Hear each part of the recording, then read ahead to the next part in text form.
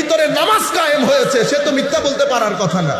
সে প্রতারণা করতে পারবে না, অহংকার করতে পারবে না, অশ্লীল হতে পারবে না, আল্লাহ রসুলের শানে বেয়াদবি করতে পারবে না, আউলিয়া ইকরামের শানে বেয়াদবি করতে পারবে না।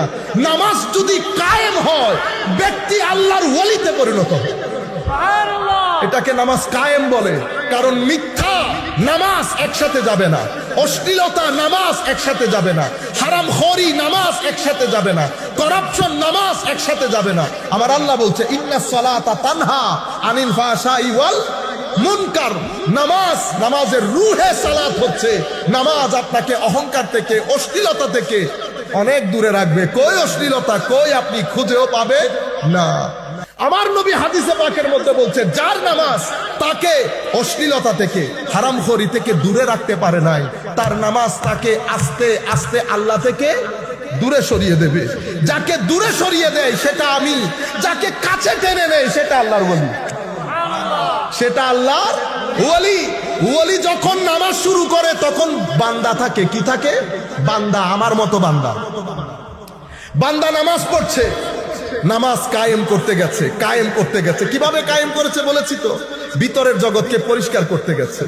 যেভাবে আল্লাহ ওই আয়াতের মধ্যে বলেছে, সব ফালতু কাজ থেকে দূরে থেকেছে, সুহবত, বুড়া সুহবত থেকে দূরে থেকেছে, সবকিছু থেকে দূরে থেকে নামাজ কায়েম করেছে, ওয়াদা রক্ষা করেছে, গুসাকে হজম করেছে। মানুষ যত জুলুমি করুক, মাফ চাক আর না চাক ক্ষমা করে দিয়েছে। গুসাকে খেয়ে ফেলেছে, পকেটে যা আছে মানুষের জন্য খরচ করেছে। আল্লাযীনা ইউনফিকুনা ফিস সাররাই ওয়াদ দাররাই ওয়াল কাযিমিনাল গায়যা ওয়াল আফিনা আনিন নাস। আল্লাহ বলছেন মুত্তাকি কারা?